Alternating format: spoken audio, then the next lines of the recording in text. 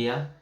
El día de hoy realizaré un resumen del curso Matemáticas Financieras séptimo semestre de la Universidad Minuto de Dios.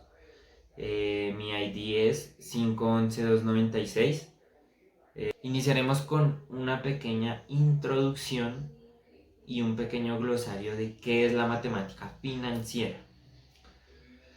Se dice que la matemática financiera se enfoca exactamente en el capital y, como bien se sabe, es un recurso escaso como todo factor de producción. Por lo que si estudio se basa en el concepto de valor o costo que posee el capital, ya que es relativo y los afectan varios factores tales como la inflación, el interés, entre otros. Para lo cual la matemática financiera utiliza métodos principalmente algebraicos para minimizar el costo que conlleva ciertas transacciones financieras dentro de una compañía. ¿Por qué es importante la matemática financiera tanto en nuestro entorno laboral, en nuestro entorno en cuanto a la oficina o en cuanto a nuestra vida cotidiana? Uno, porque es importante ya que permite medir el impacto de las decisiones que tomarán a diario los miembros de la organización en la relación de la situación financiera, tomando en cuenta tales como la inversión, el financiamiento, la obtención de los bienes, de dividendos y operaciones de la empresa. Dominar la matemática financiera permite a quienes utiliza realizar infinidad de análisis de tipo financiero, como nombré al inicio, porque es fundamental también para nuestra vida cotidiana, porque nosotros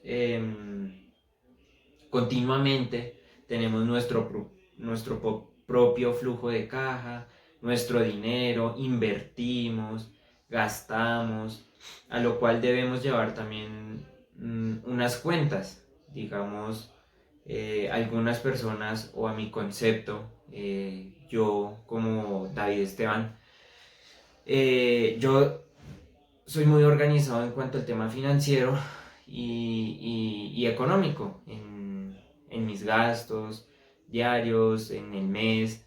Entonces esto lo intento llevar o intenté aplicar lo que vi en el recorrido de la materia, aplicarlo en mi vida cotidiana, a ver cómo funcionaba, incluso también en mi trabajo, en mi puesto de trabajo. Tenemos también en nuestro glosario qué es el interés. El interés es la cantidad que se cobra por el uso del dinero, para lo cual se tienen dos casos. El primero es en los préstamos, y en el cual es la renta que se cobra por el uso de dinero ajeno, y el otro es el caso de inversiones, en donde se toma la anotación y rendimientos que se obtienen por la cantidad productiva de la actividad. Otro que tenemos acá, ¿qué es la inflación? Es un tema que a la mayoría pues es complejo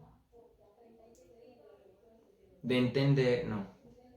También tenemos qué es inflación. Es el crecimiento continuo y generalizado de los precios de los bienes y servicios de la economía, que pienso que es un factor importante que se debe tener muy presente y muy en cuenta en todo aspecto.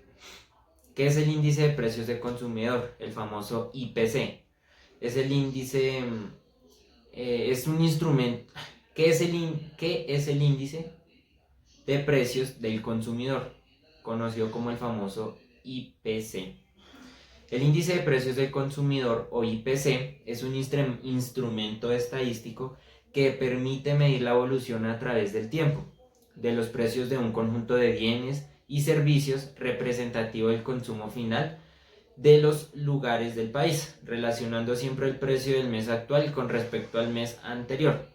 Dentro de la matemática financiera tenemos unas clasificaciones, las cuales son la matemática financiera simple y la compleja. ¿Qué busca la simple?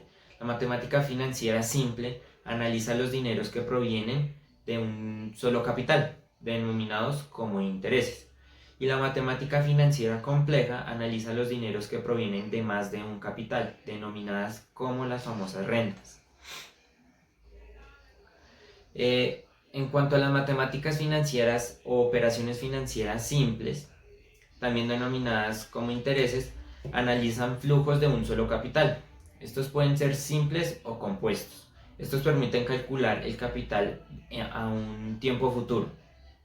En el corto plazo, por mutuo acuerdo, se utiliza la capitalización simple, donde se basa que en los flujos futuros llamados los intereses no pasan a ser parte del capital, y la forma utilizada para esta operación financiera simple es M igual C 1 más N por I. Entonces, donde M es el monto que equivale al valor final del capital a evaluar, N es el tiempo que durará la evaluación y la I representa tasa de interés aplicable. Eso quiere decir que el monto es igual al capital más el tiempo que durará la evaluación por la tasa de interés aplicable. En este ejemplo tendríamos, usted tiene un capital de 100 pesos y quiere saber cuál será el monto en 6 meses, asumiendo que la tasa de interés aplicable es del 5% mensual. Bajo esta fórmula, la expresión matemática trae el siguiente resultado. Los 100 pesos es el capital que nos dan en el ejercicio, más 1, entre paréntesis, ¿no? Eso siempre va entre paréntesis. 1 más 6, que es el tiempo, que representa N, por el 5% mensual. En este caso lo representamos pues el 5%. Esto va a dar un resultado de 130 pesos a los 6 meses. En el caso del interés compuesto, se utiliza a largo plazo, también pudiéndose utilizar en corto plazo. Y principal característica consiste que el interés generado un periodo se convierte en parte del capital, por lo cual los intereses acumulan más intereses. Utilizando el mismo caso anterior, se puede demostrar que hará un resultado mayor. Su fórmula es la siguiente. M es igual a C más, entre paréntesis, 1 por I a la N. En este caso, aplicándolo al ejercicio nombrado anteriormente, sería 100 más, entre paréntesis, 1 por el interés, que era el 5%, sobre el tiempo. El tiempo era 6 meses. Esto da un resultado de 134 pesos, a lo que suben 4 pesos del resultado anterior. Esta diferencia de 4 pesos corresponde a que el interés del mes 1 fue el capital del mes 2 y así sucesivamente. También se destaca que estas fórmulas muestran antecedentes al futuro, pero también existe un concepto llamado descuento, donde me permite llegar del futuro al pasado, cuya fórmula es la siguiente. Flujo sobre 1 más I sobre N, y es el valor actual. Uno de los temas que me llamó la atención y que unos de los cuales puedo decir que se me dificultó un poco, pero es un tema agradable y muy práctico, es el flujo de caja financiero. Para algunos puede ser un tema un poco simple, para otros se nos dificultó un poco entenderlo, pero es un tema que es bastante importante en el sentido o en el aspecto laboral, en el aspecto de nuestras vidas cotidianas.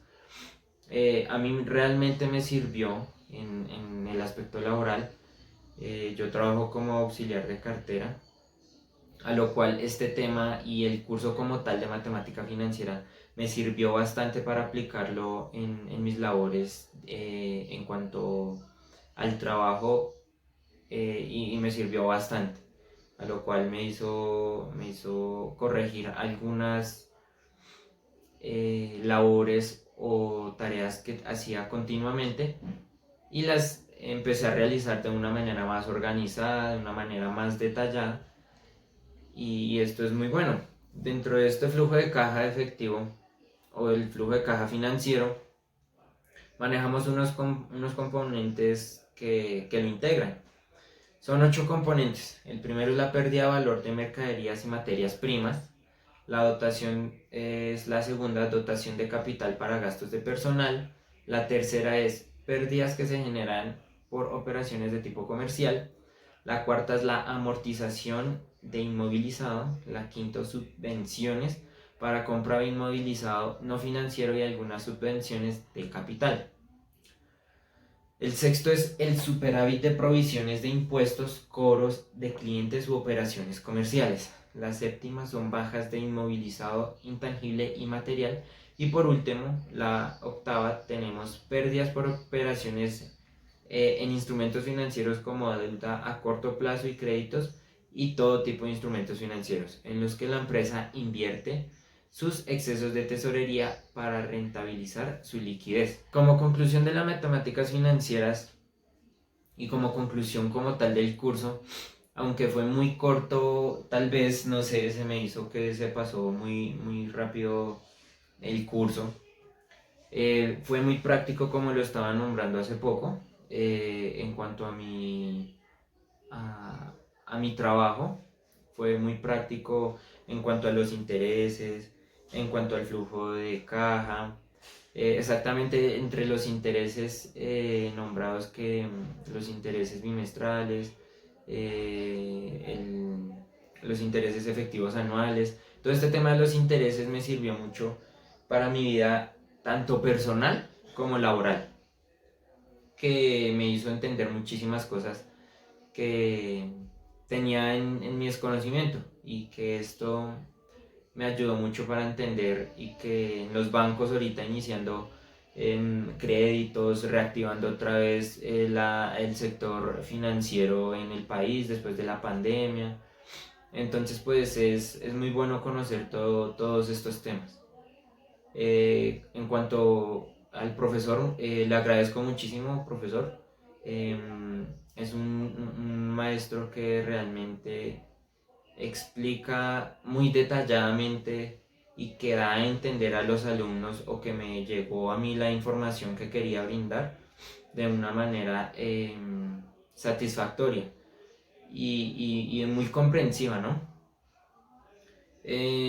Pues digamos que mis conclusiones, digo que pues las matemáticas financieras pues son las bases de las finanzas generalmente, y sin matemáticas financieras no existiría herramienta valiosa como el BAN, las TIR, las tablas de amortización para los préstamos bancarios, entre otros, que esto es lo que digo, o a lo que me refería anteriormente.